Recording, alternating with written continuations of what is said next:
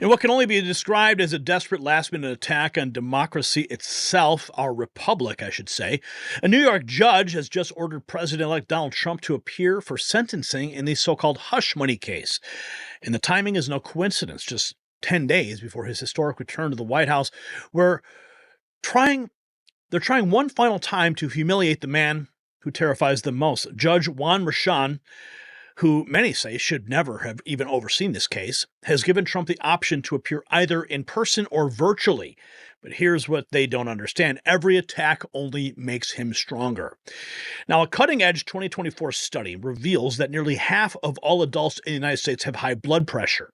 According to the CDC, only about 1 in 4 adults have their blood pressure under control, putting millions of people like you and me at risk of heart disease and stroke.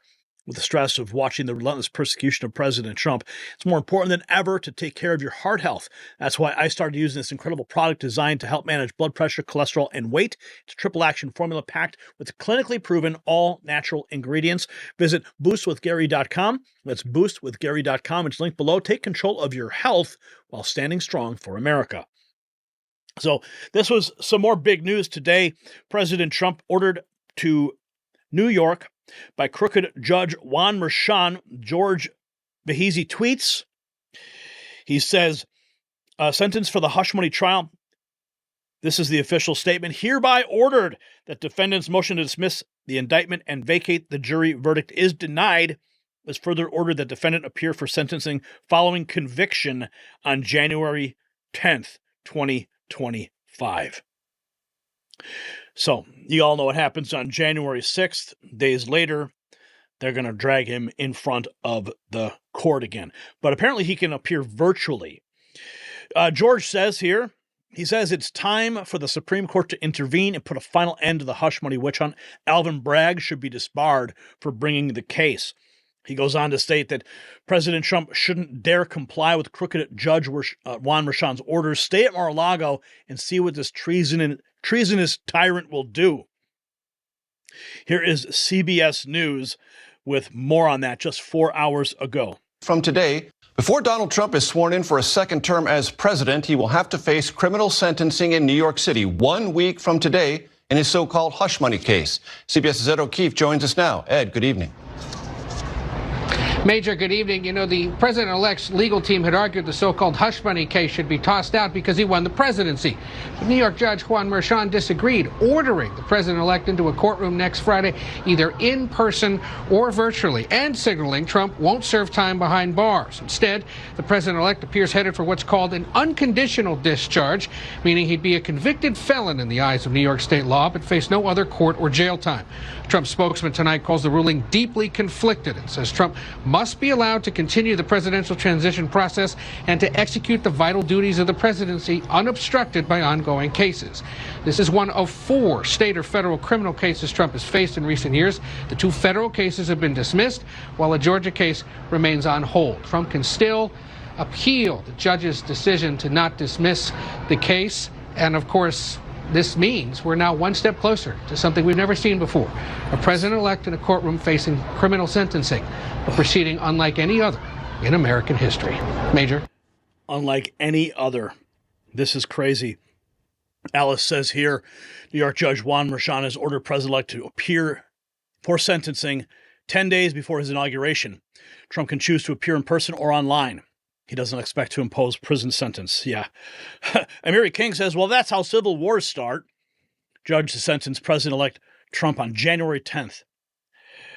And here is the Trump team reacting, blasting the Manhattan DA's corrupt witch hunt, claiming acting Justice Merchan violated Supreme Court precedent, calls for dismissal of the case, labeling it a lawless attack on the Constitution, and he vows to fight these hoaxes until they are dead.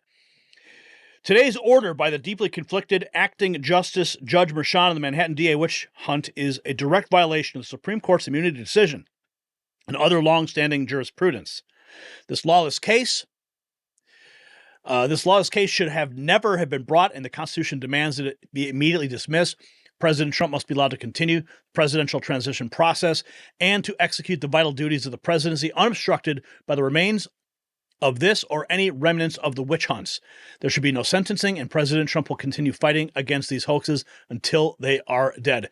Stephen Chung, Trump Communications Director, reacting to the ruling today. And then we have this. This was posted by Wall Street Apes. Of course, he's ordered Trump to be sentenced for 34 counts on January 10th ahead of the inauguration. Judge Merchan was never supposed to oversee Donald Trump's case. He was specifically assigned to the case to weaponize our legal system. And this is the older millennial. This guy definitely makes his rounds. Let's listen to what he has to say.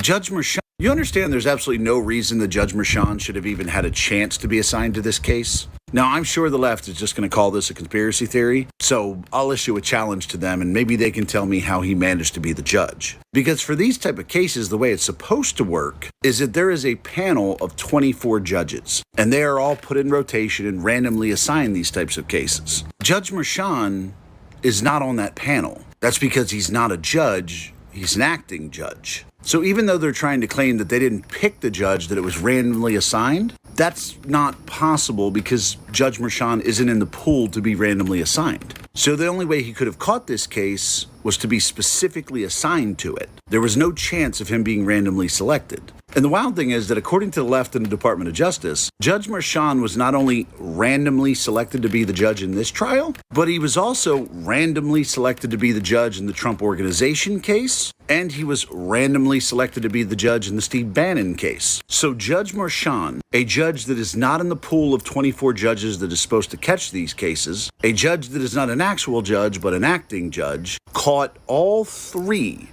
Trump-related cases randomly. This is a judge who gives heavily to an organization very plainly named Stop Trump, and a judge whose daughter makes tens of millions of dollars every year promoting Democrats. But yeah, I'm sure this was just a coincidence. It was a coincidence that one of the most high-profile cases ever, we didn't assign a judge, we assigned an acting judge, and that judge somehow got selected even though he wasn't in the pool of judges available to be selected, and that same judge that was selected also caught 2 other Trump-related cases in the same year, and then that judge's daughter makes tens of millions of dollars a year promoting Democrats.